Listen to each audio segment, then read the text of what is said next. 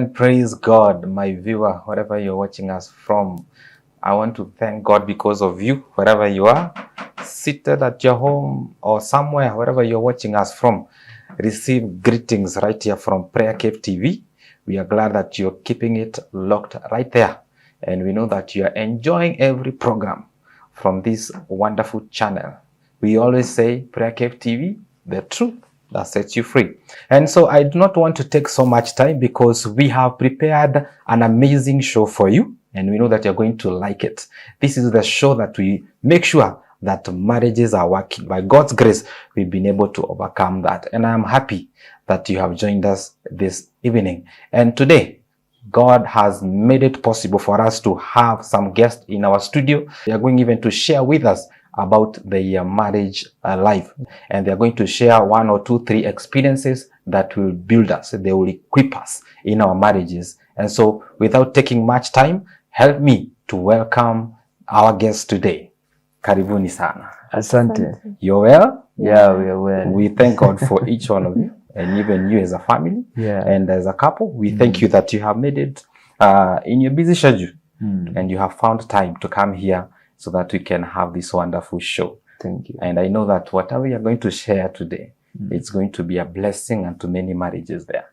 So without even saying so much, I want us, we introduce ourselves to them so that they can know us, so that we can also get to the next step. So kindly introduce yourself to our viewers. Yeah, my name is Margaret Kiley. I am born again. I love Christ as my personal savior. Yeah, and I'm married to this wonderful and beautiful lady. Wow. Yeah, we are under the grace of Bishop Alan Kuna and Reverend Kathy Kuna, and we are blessed. Amen. Amen. Yeah. Thank you. Welcome so much.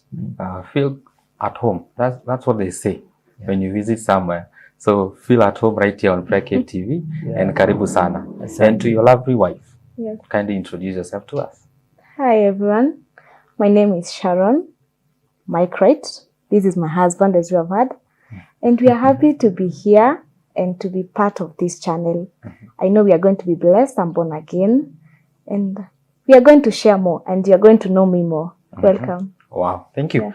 Welcome, Sharon. Welcome, Mike. God bless you so much for coming here. And so we get into the matter of the day. And so how did you meet the two of you? Where did it all start? Do I start or she starts? Yeah. Anyone can start and tell us how did it all start? Okay, let us start. Sharon, how did it all start? Oh my God. Yeah.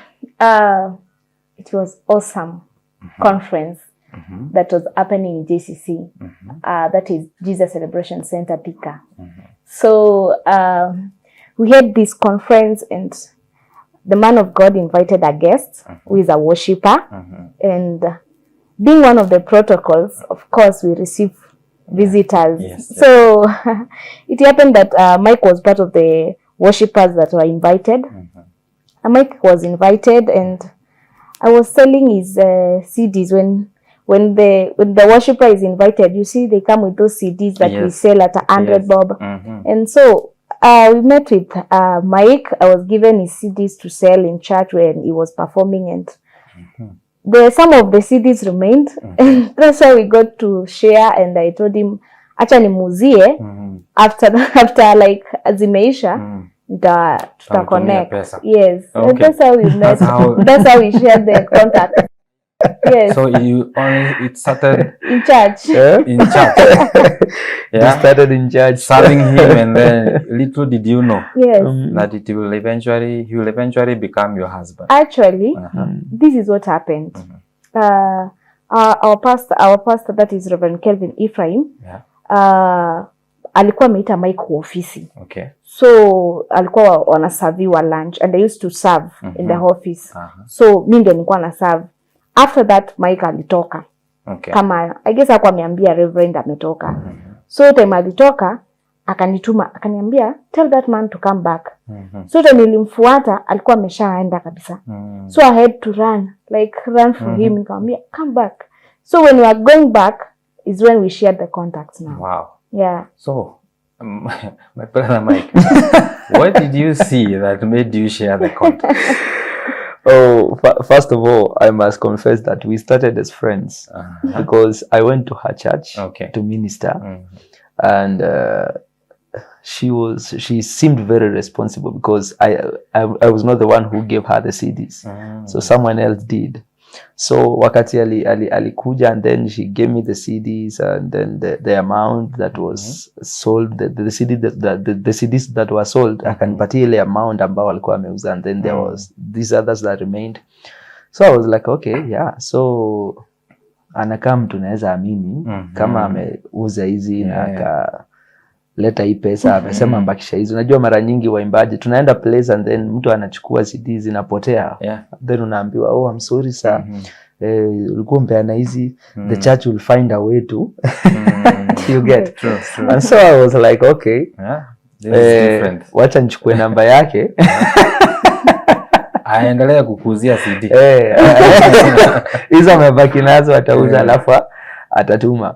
So wakati alituma akuje kuniita, that time nilikuwa nimetoka kwa office, sababu tulikuwa tumekaa, tulikuwa tumeongea na yule pastor alikuwa amenialika, and then I thought we were done, so I left.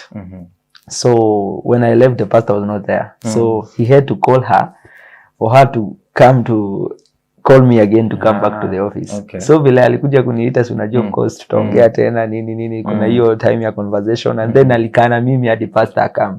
So of course we talked. Okay, so that's why it all started. Even though tukabook the first lunch date. After sharing the contact and then to dating, the lunch date. Wow, that's amazing. So it all started in a church setup. Yes. And him seeing the responsibility, uko very responsible. Ati unaweza rudisha pesa yote. Yes. Unajua kuna watu hata wakitumwa kwa duka warudishangi change. But she made sure that amerudisha, amepeana pesa zote. And it's good. You know, having that, it all started in a church setup. It all started in church. You serving, and maybe it's an encouragement to young ladies. They need to belong somewhere, even in church. They need to keep serving. They never know. Mungu atakulocate mahali. Actually, it was not on a Sunday. It was on a midweek service. Because it was a conference. It was a conference. So it means. So for ladies, you have to go to these things. She was very active. Watu waende seminars, waende conferences. Watu watembee. Waache kukaa nyumbani wakiwatch Afro. I'm trusting you for husband na uko kwa nyumba. Tembea huko, wako huko nje. Actually, I had another pastor say, if you are a man and you are looking for a wife, don't go to church on Sunday to look for a wife. Every girl walks in church every Sunday. Midweek services, you will find the serious woman. Yes. That's where you find the real materials. The real who are seeking for God. That is very, actually, I've never had such a, I've even seen it that way. Yes. So watu waende seminars zenye wasingoje Sunday. Mungu pia anatembeanga weekday. Kila mtu amelelewa na kuambiwa kanisa ni Sunday. But for the serious ones, when you have these midweek services or something in church, the serious one will come. Wow, amazing. Mike, it's through the CDs and through you being welcomed somewhere in that church that mulipatana. Maybe tuguzie kawimbo kamoja kenye tunajua sana kidogo tu ndio watu wajue hizi CD ziliuzwa na nyimbo gani. Kamoja tu, a very one chorus for that. One chorus. Yes. Wewe wa ajabu, matendo yako yashangaza, sitachoka kuziimba, sifa zako milele. Wow. Okay. So before roho aanze kushuka, aanze kutembea, let's go to the next thing. So because of time, we do not want to get lost in that. And maybe pengine tunaweza sema ni voice ulisikia wewe. Scare your voice. Ukaona hapana. Yeah? But it's true. We need to be somewhere serving. Hata young men. True. You know, it's also an encouragement that you also went and found her in church, and you saw something. By the way, unajua one thing that young men tunafanyaga, we see the physical part of that lady first. Tunaona maumbile kwanza, alafu we dwell na hayo maumbile bila kujua there is something deeper. True. Because you never saw probably, hata kama uliona maumbile, uliona she's very responsible. Yes. Yani she can handle selling the CDs and bring all the money. Yeah. Ukaona hii inaweza kuwa a very good manager kwa nyumbani. Kabisa. So it's an encouragement to young people to see more than the physical part of that lady. Na Mungu atakuwa amenini. So tumeagree young people please, and then kanisani weekday. Wachani mambo ya kungoja Saturday. Sunday I mean. And then kanisani hata siku ya seminar. Mungu anatembea hata huko. Ataunganisha huko. And I'm happy for that. So you are going for the first date. Yes. And the first date was, how now do you get to the first date? How did you tell her? Nataka tuende sasa ndio. Like I said, we started with being friends. So even that lunch date, I think it was more like friendship. Yeah, actually it was first she was a business lady. Okay. Even when I met her. Yeah, alikuwa anauza perfumes, a lot of things, accessories, these fashion accessories. Okay. So when we met, I don't know, I don't remember well, but I think tulimit kwa hotel fulani Thika after lunch hour, because now I had to come again to the church for the lunch hour, because by the grace of God, when I went there the first time, they were blessed. And so the pastor got to invite me again. So this time around it was a lunch hour service. So wakati nilimaliza lunch hour, so she was there again, serving. So akaniambia, by the way, why don't we go for lunch now that the lunch hour is over? Maybe I can buy lunch and then we talk. So that's how we go to talk. Kaniambia nauzanga hii na hii. So and then we began to talk. And she also saw a person she can trust with what she was going through at that time. So we just began to talk. So I became like ninampatia advice ama nampatia guidance ya zile vitu alikuwa anapitia. So even the guidance ilienda mpaka the rest is history. Ukamuguide direct mpaka kwa marriage. Nikamuguide mpaka kwa nyumba. Wow, that's good. Sharon, what motivated you to ask him for that date? Because nimesikia wewe ndio ulianza hii mambo. Actually, to be true, when I met Mike, I was dating. Okay. Yeah, and Mike still was dating. And according to the story that our pastor gave us, as in akiwa kwa madhabahu, it happened that Mike's father is late now. He had just passed on like a year ago. So when he came to our church, pastor alikuwa like, this is the son of my friend who passed. You see? So, and I saw that this guy was strong. And nilikuwa nataka kujua, why is he so strong even after that? So I felt like, kama amepitia hiyo, losing the father and is here serving God. Mimi niko napitia just challenges kidogo za relationship and I'm feeling like giving up. Any mimi anaweza ni encourage, you see? So when we met for that lunch, I just saw him like alikuwa na minister vizuri. I know most of people know about the song of Niguze Pindelako. Yes, very much. And that song, like alimbanga that lunch time. So I said, for me, I like being a blessing to men of God. Okay. So I told him, why can't we go for a lunch and I just buy you lunch? That is, it was purely buying lunch. To by bless the way, him. yes. Yes, so after to venda lunch, because it was after lunch hour, then nikasikia ananiongelesha tu. Then I just opened up. Nikamwambia, by the way, this is what I'm going through. And he started just kuniambia, kuni-guide, kuniambia what I should do, what I should not do. You see, when girls fall in love, uko like, you don't want to let it go. No. Unaogopa. You don't want to let it go. Actually, kama inakuja kwa mtu ulikuwa unampenda na unamtrust sana. So kama ameanza kufanya kitu, bado unataka kushikilia hapo. Unaona signs, this is not the person, but bado unataka kushikilia. Like, you don't want to let this man go. Unataka kumshikilia, lakini asha kuonyesha signs zote, ameenda. lakini huko tu hapo unashikilia. So that was me that time. Wow. Yeah. Wow. And out of you being encouraged, Yes. you kept on seeing something from iko ndani yake. Yes. Ukaona huyu sasa kuna anaweza mfanya kitu akue something more than us being friends. The question I'm driving into ni hii: how did it now change from being a friend to now you starting dating officially?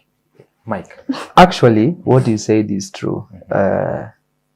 You see, this period of being friends, Yes, it kind of revealed who she is to me. And I want to believe that it also revealed to her who I really am. yes, Because that is now where we got to know, okay, she's going through this, she's this kind of a lady. And then to her, she was like, okay, if this man can give me this kind of advice, okay, maybe, you see, maybe he has wisdom to be my husband. Like, kuna hiyo friendship, kuna kitu ili build. Kuna knowledge ili bring yake kwangu, na kuna knowledge ili bring yangu kwake. Unaona? So you mean that it is very good that we started at the friendship level, so that we can get to know these people very well true. Before we go to the next level. Wow. Because now unakutanga watu wengi wanakutana tu saa zingine tu pam, and then umeingia kwa relationship, and then kidogo you are married, na watu wengi wanakujanga come we stay, like mumejuana leo, next week msha move in. You don't need a pastor, you don't need any leader. You know, one thing I know, and she will say that one thing that will make her trust me, I mean made her trust me, is because I have in my life, I have people who speak over me. Okay. There is those leaders, those people in my life that I respect, and she knew that. So it becomes easy for her to trust me. Unaona? Because I'm not falling in love with a stranger. I'm falling in love with this guy. I know him because this is his authority. This is his circle. You understand? Yes, things like that. Yes. And unakutanga watu wengi wanaingia kwa marriage, they don't know each other. Kama hao watu wanafanya, for example, hizo come we stay. And then after you are already mumsha move on, mse ndio una realize, man, I don't like this character. Si kuona hii. Kumbe huyu jamani mwizi. True. Una get? So it is very important hiyo. Okay, it should not be also be long. Yes. But just have a moment and you get to know, okay, who am I with? Huyu sako yake ni gani? Because wazungu walisema show me your friends and I will show you who you are. You see? True. So it's very important to know the friends around your partner, to know what she or he loves. Yes. Ana spend time yake namna gani. That way now you at least unajua huyu mtu nikiingia kwa marriage na yeye, I know this is what I'm expecting. Wow. Yeah. Amazing. You look like you want to say something. Actually, nitarudi nyuma. It happened after like 1 week. The following conference, Mama Mike is a pastor. Okay. That is, my mother-in-law is a pastor now. Actually, I'm a pastor's kid. Happy. Yeah. Yes. So it happened that she was invited now to our church again. Yes. Now, this woman of God, she came to our church. Then I served her. Naget? Yes. Nikamserve. So after kumserve, it took like 2 months. Then now we are friends with Mike, but it took like 2 months. Then we met again in a best lady shop. Then when we meet na yeye nika like, woman of God, do you remember me? I'm Sharon. Kumbe naye Mike amekuwa akimwambia about Sharon. Okay. Wewe ndo Sharon Mike anasemanga. So from that time ikakuwa like nime-connect now with the mother again, and we have become friends. So it happened like friendship. Everything happened like friendship. Wow. Yani you met the mother, and the mother now would and she loved me. The face and what and Mike has been telling you. Yes. Oh, and she loved you. Yes. Wow. So those I would call them divine connections. And God preparing a table for you, so that you might, in one way or another, through you serving, and even you serving, because the invitation was for you to come and serve. True. Little did you know that God is preparing something for you. Yeah. So we need to also like even for young people, we know that it's good. Find something to do in church. Yeah. Listen to God on your calling and walk in that. They always say where there is the calling of God is, there is provision. True. And so God provided you with a wife and a husband at the same time. and that's amazing. We bless God for you. Does she still do the business? Yeah. She's a very great businesswoman, actually. Wow. So nothing changed even after. That is good. It's also good to know that you can keep doing what you're doing even if you're married. So moving forward, now you have started dating, and now how long did you date so that you decide now let's get into seriousness of this? Okay, well, I can say we have been friends for some time. Okay.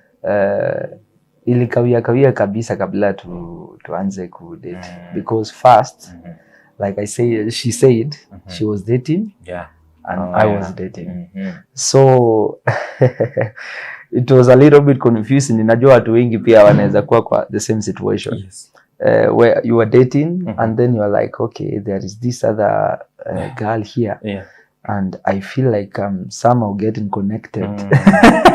Disconnected from this side and connected on this side. Yeah. So sometimes it becomes so challenging. You need to listen to God. Very much. You need to listen to God. And sometimes God brings things.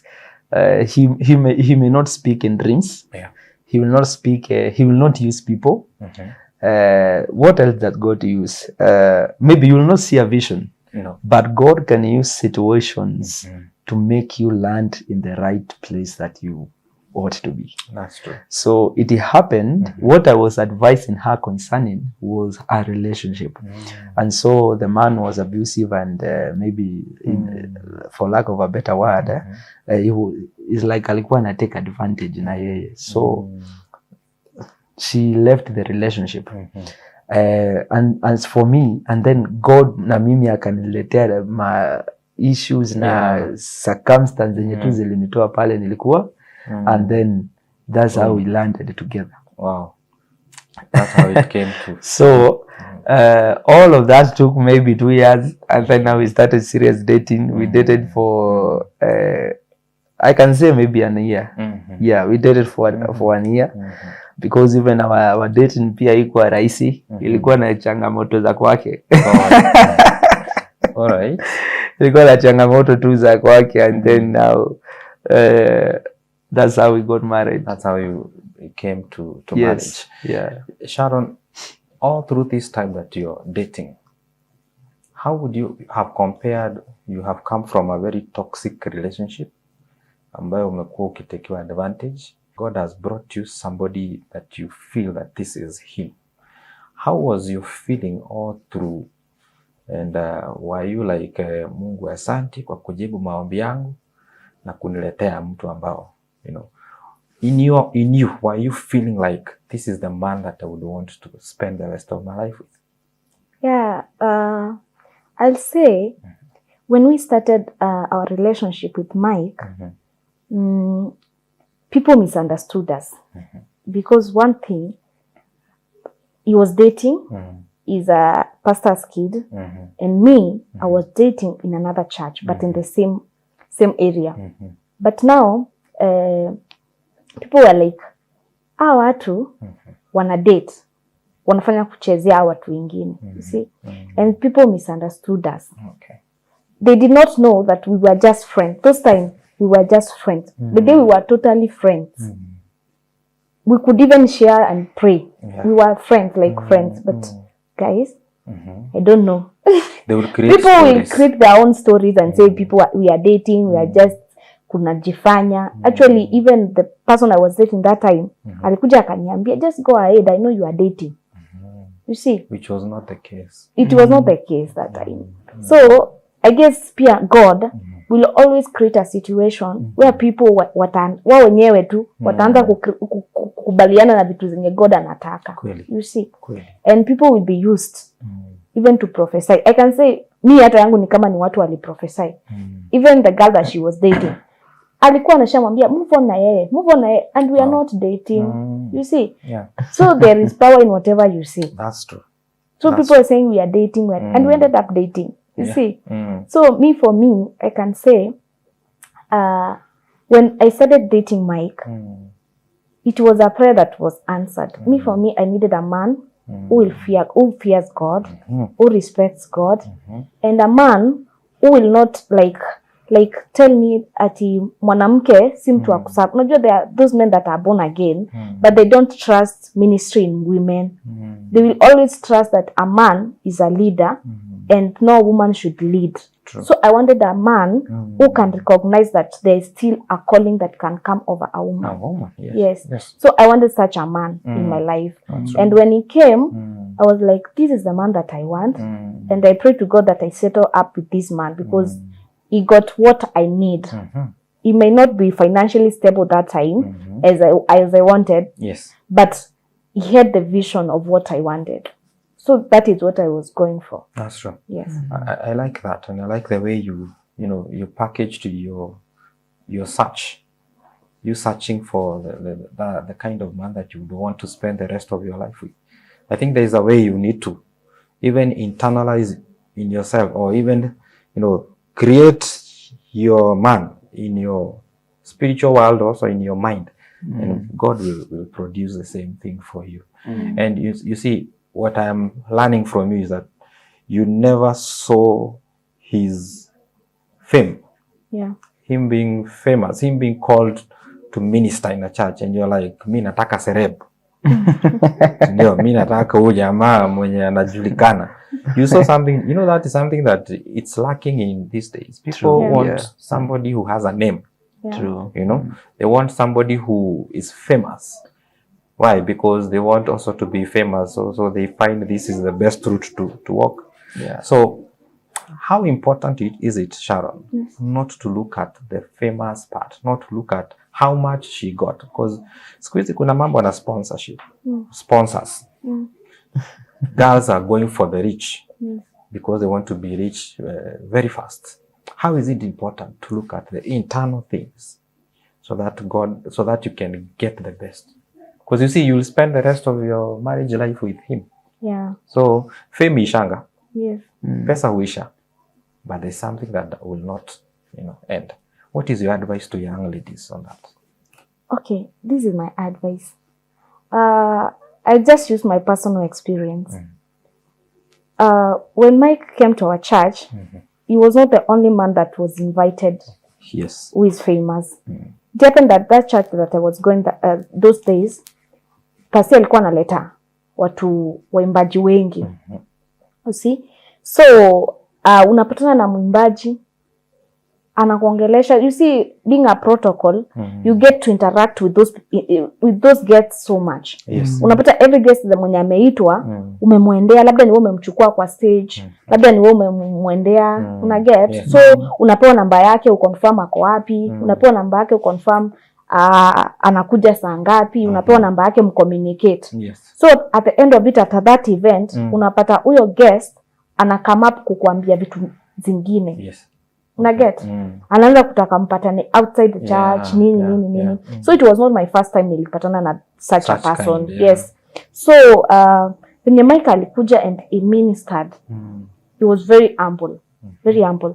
Because mimi naweza sema nimekuwa kwa ofisi za church, I know how some guests behave. Yes. Unapata guest ameinvitiwa but ako na protocol mingi. Yani ana complicate maisha. Amekuja anataka sijui nini, akulangi, kwanza anawaambia ile menu mnampatia, anaiangalia yote, anawaambia hakuna kitu anakula hapo. Okay. Anasema sijui anakulanga sijui nini, which you cannot even get. So Mike was very very simple. Very simple. Like whatever you have, I'm good with it. True. You see? True. And that made me see, this is different person from watu wenye tumekuwa na wao wote. Yeah. Yani it was very simple. To a point, walikuwa guest wengi wameinvitiwa, he was asked. But now Mike is okay, even if it's lunch hour, I'm okay. You see? So, hiyo ilifanya nikajua, this man is very humble, very humble. I did not go for the fame. I went for those things that they are very minor to people, but they are very important. Yes. True. You see a man, you don't just go for the fame things. Kama mtu anakuja kwa ofisi anasema hizo vitu zote, whatever uko naye kwa nyumba ata complicate your life. So me, I went for those for that humbleness and being this man, somebody mwenye anatafuta God. You see, True. If you can be available for God, mostly this lunch hours time, it means that uko na roho ya kutafuta Mungu sana. So that is what I want. Wow. So I will advise any lady, just pray to God and look at the heart. Usiangalie fame or anything, or even okay, the face and everything is important, and the height and everything is important. But if this man, God forbid that, afanya accident, he was tall, amefanya accident, miguu imekatwa, amekuwa short, what will you do? Wow. Yes. Good question. What could you do? One of the things that she has said, that if he can serve God, if she can serve God, if he fears God, then he will take care of you even in the house. He will be able to take care of the marriage, or of your marriage. And you know, there's something that we have learned from that if you can be available for God, if you can be available to serve God, then God is going to bless you. He's going to provide for you also in that situation. Also, because you are available for God, then it simply shows. By the way, that's one value and one virtue that I have learned, that availability to God means also availability to your spouse. Okay? So don't move an inch. We are going to expound that and more. We continue, and thank you so much for sharing those wonderful insights. Those are foundational things that married people, or even young people that are aspiring to be in marriage, they need to know, because you need to know the person that you're getting into a relationship with. True. Not just jumping into it. Walk a journey of friendship. And you're going to understand and know that person very well. So moving forward, because of time, now that you have dated, Mike told us that you dated for, you were in friendship for 2 years and a whole year in dating. Now you've started your journey towards your wedding day. Okay, how was it? What were the challenges even during the wedding day? What were the challenges before we get into your marriage now? So, wow. So we dated and we started our plans. Yes. When we were dating, like I said, I'm a pastor's kid. So I had a very important role in my mother's church. Okay. After my dad died, so of course I had to be given some responsibility because I'm the firstborn. We are only two, me and my sister. Okay. And so in that responsibility which I had in church, I interacted with so many pastors and so many ministers also, singers, all kind of vessels in the house of God. Yes.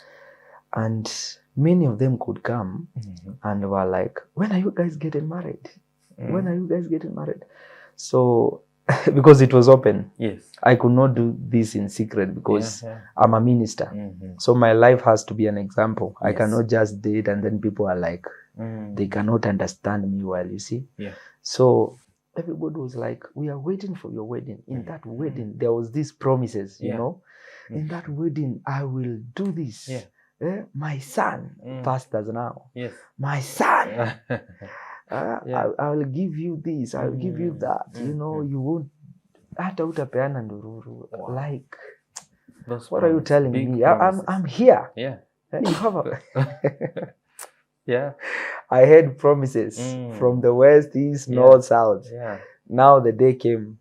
Now we went for the introduction. My mother was sick. Okay. So she could not go with us for the introduction and all the things, blah, blah, blah, blah. And she was not even okay financially because of the sickness. So we totally depended on God. Yeah. I was not well financially. And also she was not well. We had a business because now we knew we are serious about getting married. Okay. So we had a shop. We We brought all our money together and then we had a shop and some few side hustles there and here and there. But hatukuwa sawa sana. Okay. But hatungekosa pesa ya kujipeleka introduction nini kwenda kusalimia wazazi. But now sasa hii wakati wa mahari. Man, I had a list. Like wale watu wameni promise. Ukiangalia list hadi unaona uko sorted. Uko sawa. Given the fact when wameku promise wengi ni men of God. Yes. One is wale wameku promise wengi ni men of God. So it was a sure bet. Mambo iko sawa. Mambo iko sawa. Yes. So a week to the dowry. Napiga masimu kama kawaida tu vile kila mtu atafanya. Aje, how things unajua ulikuwa umepromise. Don't worry. Things are okay. Don't worry my son. Everything will work. We are here and God is on the throne. Yes. And so we were very much okay. So I was just relaxed, knowing everything is okay, blah, blah, blah. The day came. So that day I called people. If the phone is not off, this was the information. I'm in a meeting, my son, I'm calling in a few. Wow. Another one told me, my son, I'm in Zambia. Once I come to the country, I'm sorting you everything. Don't worry. Now I'm here, stuck. They come driving. We had around was it four cars. Matatu ilikuwa imbeba wale wa mama, watu watapika, wataenda kuchinja bla bla bla. Kulikuwa na zingine zimebeba watu wale wataenda kuongea nini and then na manko. Yes. And then yangu ilikuwa ibebe my mom, my aunt na some few relatives because ilikuwa 7-seater. Yes.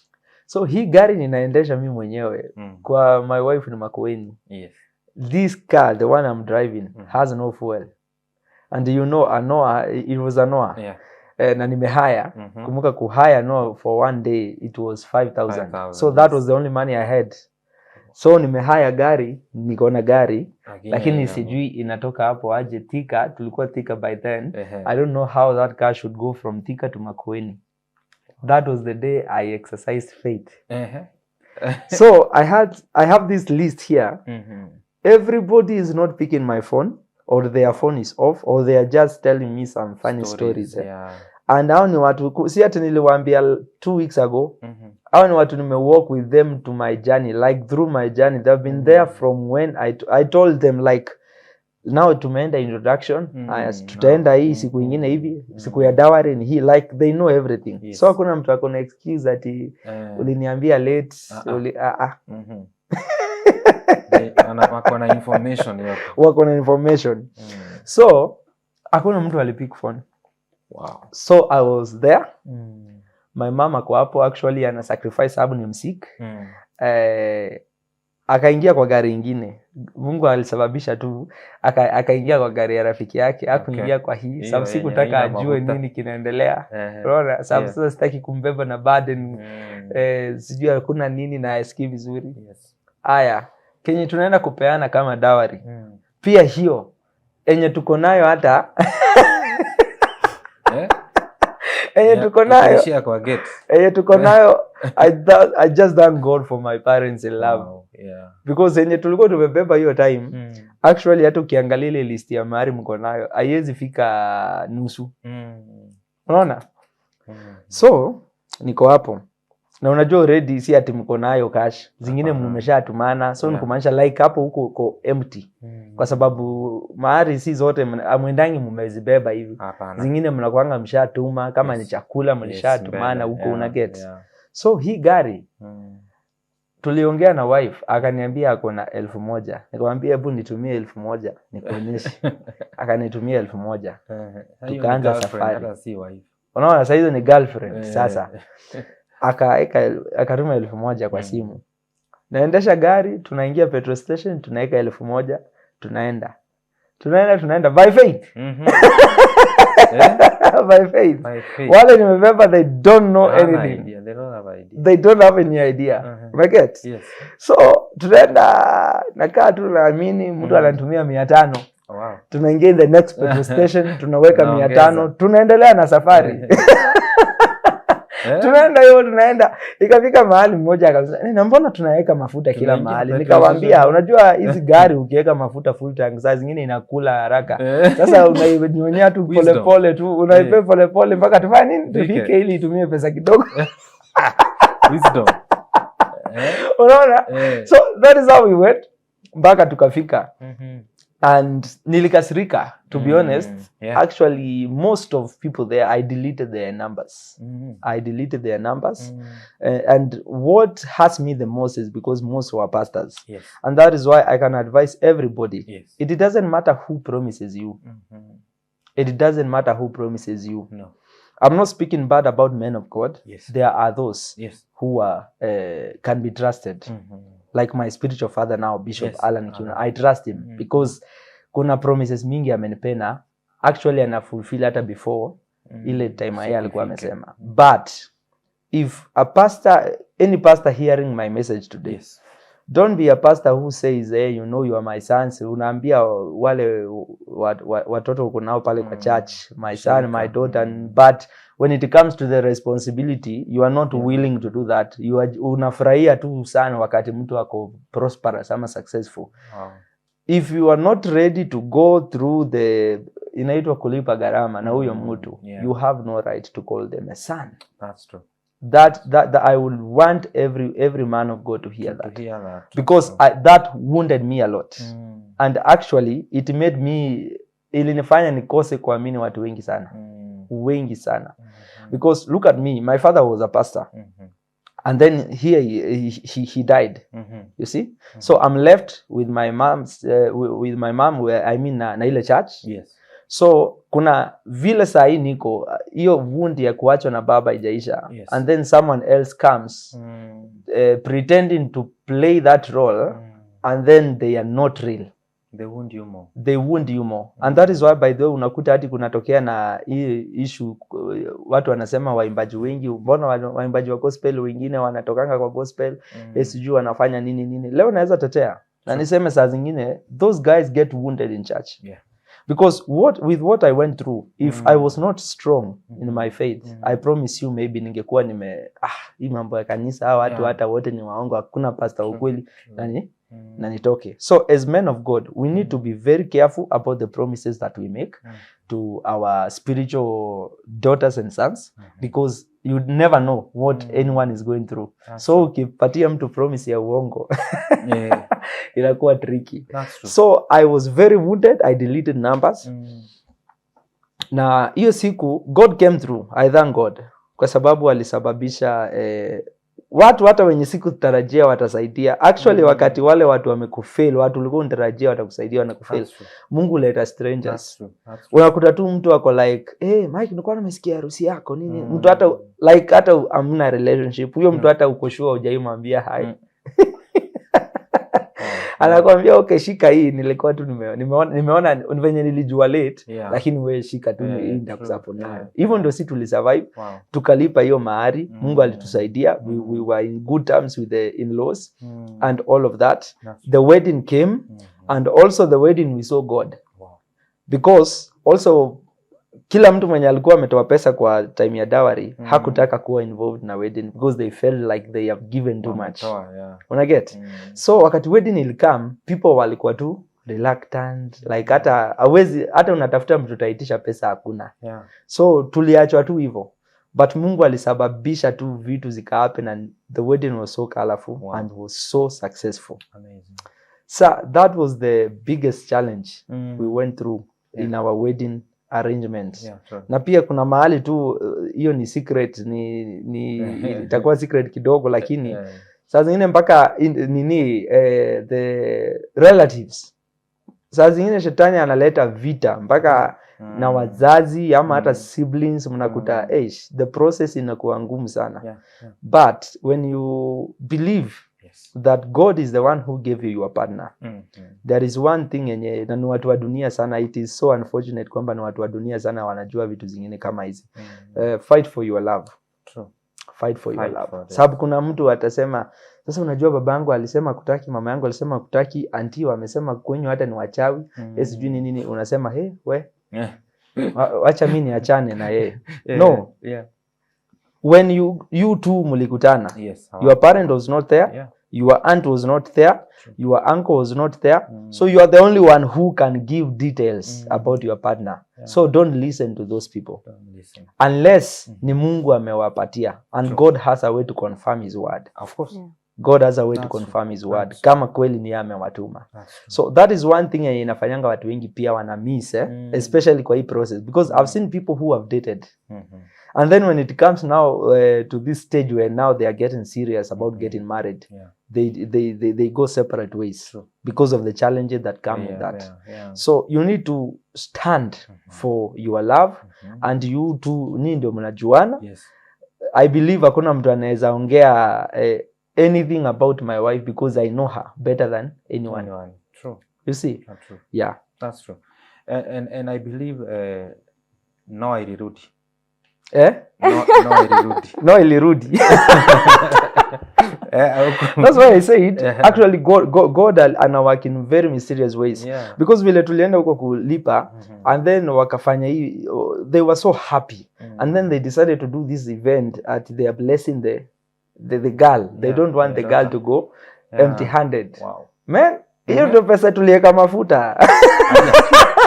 Mungu naye alicheza kaya. Mungu achana na mambo ya Mungu. Like wase walikam na ile pesa tulipo ilikuwa poa. Wow. By the way ushago na ni Makueni, unajua ule ashaenda Ukambani anajua. Ukambani huku for example nini Kiambu hizi ushago za Wakikuyu zinakuanga zinakata utao watu wako tu hapa kwa jirani ni hapa. My friend, Ukambani ni distance. Yes. Unakuta jirani yako kule, mwingine yako kule, like mahali wase walitoka hata ujua walitoka wapi. Unaona tu compound imejaa uko like okay watu wametoka wapi, una get na ile considering ile pesa yenye walitupatia man, hiyo ilikuwa God. Wow. Hiyo nayo ilikuwa God. Wow. So ukirudi uliingia au kuingia petrol station? Hiyo nikirudi niliingia tu moja hivi tukaenda hadi nyumbani. Wow, it's good to keep the faith. Yeah. When you umesema, it's very good to fight for your love. Very important. Fight for very important. Person. Yes. And you know, marriage, even after that, you keep fighting. Yes. The spirit of you keep having that spirit of fighting for what is right and what is yours. And I like that. That was a really challenge. And thank you for keeping the faith. And Sharon, amidst all that, all those things zenye Mike anaendea through. Alikuambia ama alipigana kimwanaume akasema mimi nakufa kimwanaume. Nitafika hata Makueni kimwanaume niendee msichana. Alikuwa ana share those things, and how did you encourage him? Okay, there are some that zenye alikuwa ana share na zingine hakuwa anasema. Alikuja kuniambia later what happened. Yeah. But I could sense there's something that is not good. Yeah. Like for example, you siku walikuwa na travel wakuje home. You see Ukambani they travel on Friday, then we do the overnight nini, then we come up on Saturday, now we do the dowry. Now your Friday they are supposed kufika kwa boma around 4, 5, 6 hapo. But now it's almost 5 na naambia wako Thika. So niko like, ai, kwani mnatoka saa ngapi? Na get 5 jioni. So kafika hadi 6. I sense there is something that is not good. What's happening? Nikamuuliza ni nini? Kuna shida? Akaniambia ati kuna watu tulikuwa tunangojea na bado hawajafika. A lot of stories, but you like a sensitive girl, you just sense there is something that is happening. So that's why nikamwambia niambie what is happening. Akaniambia fulani alikuwa atume pesa but bado hajatuma, ndio bado na ngojea nione kama atatuma. That's why I get to know that I wanna fuel. Wow. Yeah. Wow. Na maybe by the time ingezo petrol station mingi kushako usiku. Actually tulifika huko almost was it 9 p.m. almost 10. Wow. Yeah. Wow. Okay. And it's good that also that he shared some things with you so that you could come in and help. Unajua kuna wasichana wanaweza kaa ngumu waseme kazi anakuja kuninunua, kwanza wanatumia hiyo jina. Mbona nimsaidie with that process ya kuja kuni and thank God that hiyo 1000 iliokolea. Ilianzisha safari. Actually, what most people do not understand, I'm not against culture, but ladies should understand. Hata kama mwanaume ndio analipa dowry, maisha ni yenyu wawili. Yes. This is just a culture, an African culture, which I'm not sure if it's in the Bible, if I stand to be corrected. But wengi wanasemanga alipe, angangane kama mwanaume, sijui nini. But my wife alinisupport. And actually that was one of the thing yenye ilinifanya hadi nika mpende zaidi. Because I was like, okay, so she understands it's not about me, it's about us. True. Na unajua saa zingine kama msichana akutetei, wale in-laws wanaitishanga vitu zingine hata very unreasonable. Sasa uende usomewe list ya mahali ukute inafika milioni. Wewe hiyo milioni mwenyewe hujaikusa. Hujaifika hapo. Alafu watu wanasumbua hata hawajui jina yake ya pili ni gani. Ni uncle sijui unasikia huyo ni brother ya guka ya uncle fulani. Yani connections zingine zinaenda hivi hadi uko like unaona. But at least for her wakati tulienda the first time we went the two of us kwa wazazi wake. Hata hatukuwa na any other person. No. Tulienda tu. Actually hatukuwa ati tumeenda huko ati specifically, we were just doing our things and then because tuko hizo area tukasema mbona tusiende home, tukaingia. So hiyo kuingia tulikaa sana, we talked na wazazi wake wakiwa peke yao bila uncles, unaona. And we let them know our plans and how serious we are about getting married, and we talked about the dowry issue.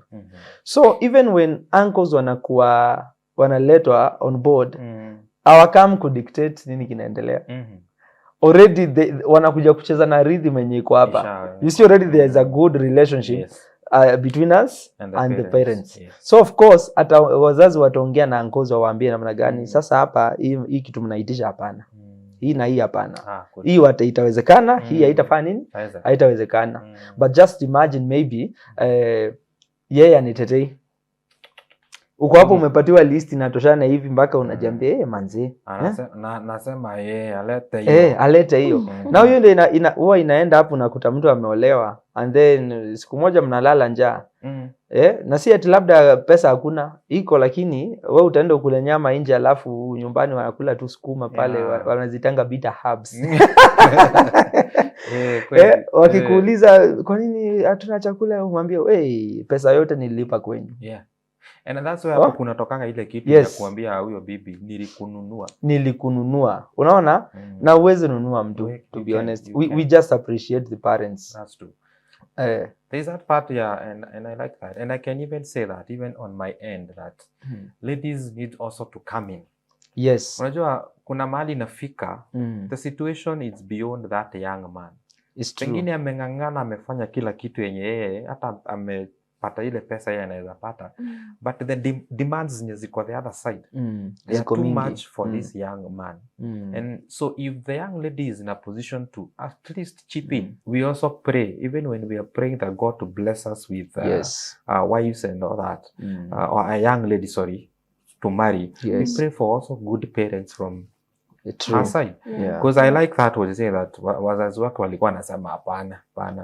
It is good that we also pray for that. God will also bless us with our parents in love. Wanamwogopa Mungu na watakutetea pia wewe. So I like that and it's a very encouraging thing. So Sharon, all that is happening. Na imefika siku sasa na mumepewa harusi, mumeambiwa endeni mfanye harusi. Maybe briefly, what are those challenges that you met? Alikuwa amegusia kidogo lakini I would want to hear from the ladies. Unajua wanasemanga harusi ni ya lakini sisi ndio tunagharimikia. Ndio tunafanya kazi ngumu. What were the challenges that you encountered during the wedding day? Okay, the challenge that I encountered that time ilikuwa tu friends failing me that I trusted so much. Even some relatives, you see, there are some relatives that did not attend. So even so I was like, kwa nini fulani hakukuja? And even supporting, unajua uko na ule watu. Unajua when it comes to wedding, kuna venye mtu unakaanga hivi unajiambia niko na ako majuu. Unajua huyu atanipatia 20,000. It happens that huyo anko hata kupatia anything. You end up like hating that person, cutting its contacts. So, okay, it's normal. It is normal, but you should not keep. I guess it's something that God anakuanga pia na to train. Don't put your trust to those people. Then don't put your trust like I have. Unaona nikipanga harusi, have this and this and this and this. Najua hao ndo watani support. So for me, I guess nilikuwa na hizo in my mind. Nilikuwa na watu wenye nilikuwa naeka. Yes, watani support. When they ended up failing me, nilikuwa like na feel wamenikosea. So those are part of the challenges that I went through. And so pia harusi yetu ilikuwa time ya corona and those kufungwa kwa border. So ilikuwa inafanya na feel hii siku itakuaje, watu watakuja ama hakutakuja watu. Unajua afu mimi nimelelewa ushago, part of my life nimekuwa ushago. Harusi zetu za ushago zilikuwa zile za yani you want watu wasimame hadi kwa madirisha. Well, like okay, kwetu mimi napendwa ushago. Nilikuwa na jina because I was born again and sikuwa na mambo mingi ushago. So watu walikuja hata during dowry payment walikuwa wamejaa. Watu walikuwa wengi. Hadi watu wametoka Thika walikuwa wanaulizana, watu wanatoka wapi? Walikuwa wengi. So I was expecting these people to also travel from Makueni to come to my wedding, enjoy everything. So kusikia hata watu hawatakuja, nilikuwa na feel si feel na wafanyia favor according to ile favor walinifanyia because naweza sema pesa tulipatiwa ushago ili support harusi sana. Hata pesa tulipatiwa during my pre-wedding ushago naweza sema ndio ilisimamia almost 3/4 of the wedding. But that time it's not your money, it's our money. Yes. You know, unaweza fika mahali uone na huyu jamani nimesaidia sana. Kwanza ukikumbuka ulituma 1,000 ya mafuta. Then you've gone to the dowry and now he has been mumepatiwa pesa huko. Then the same money is the same. You're coming to top it up to the wedding. Actually something that happened pesa mkipatiwa hiyo ya tuwezi achilia msana wetu aende bila mkono mtupu. It happens like this. Ukipatiwa pesa you should ni yako. Ukae nayo then you should travel the following day kama kuna mahali unaenda. So it happened, ilibidi niende kwa nyumba niongee na wazazi wangu niwaambie mimi kuna kazi nafanya kesho, so inabidi ni travel na hao watu leo because Mike alikuwa anashaniambia. So ikabidi sasa lazima ile pesa wakishafunga nipatiwe niende nayo hiyo siku. Ndio sasa nao hao watu kuwe na pesa ya kurudi. Sababu sasa wangeniacha wangejipanga. Wewe ulicheza kama unaona sasa vile nakwambia like she was very supportive. Very very very supportive. So kutoka hivyo dowry imeisha, mimi ndio hiyo pia mimi nimepaka nimeenda. Okay, kwa some people ilikuwa maswali but for me I had to do that. True. So that means Mike that we need to go an extra mile. We need to really work hard for the whole thing to happen and come together. You know, the dating, the dowry payment, those introductions, the wedding. So much is needed and so much efforts is needed. But those efforts, they are not only from one side. True. They are not from only Mike. You had to come in, both of you, and bring all your resources, bring all your efforts together. And maybe a few words before we close this episode. What would be we start with Sharon, what would be your advice to these young men, to these young ladies, that they are giving up in that process of all the way to the wedding? Okay, I'll start with saying, nowadays the devil is very cunning. And the devil is not happy with marriages. True. So he will do anything. He will do anything to stop marriages. For example, the devil will use even your mother, your father, the closest person that you trust. So if you have made up your mind you want to get married, you have to push. No matter what comes, you have to push. True. You have to get there because the marriage life is really fought nowadays. So you have to push and get there. There's one thing also I want to encourage the men. I've said that I've supported Mike so much. That is not to say that you have not to work hard. you have to work hard. You have to pay. You have to give whatever you have to give to your spouse, and everything will work. And to the ladies, you have to be a supportive system. You will always bring favor to your man. The Bible says a woman will bring favor to marriage. So if you are not you are not bringing that favor to this person, it is not godly. So make sure you bring favor, that this man is favored wherever he goes. So that's true. That is my advice to every young man. You have to bring that favor to your spouse. Wonderful. Bring favor. Yeah. He who finds a wife finds a good thing and obtains favor. That's what she's talking about. Yes. Mike, very few words. What's your encouragement? My encouragement and also an advice would be, one, put God first. Always pray. Yes. And secondly, examine yourselves. Don't over-expect from people. Yeah. Don't over-expect. If you know our uwezo yetu inafika hapa, plan your money. Usiplan pesa iko kwa mifuko ya watu. Kwa sababu sio yote itatoka. That is what I could say. Wow. Thank you so much. We cannot finish this story and these experiences that we are getting from them with one episode. So we are going to get at that point right now. And I want to promise you that we are going to, in the next episode, we are going to get into their marriage and get to learn, because there is so much that they have taught us today.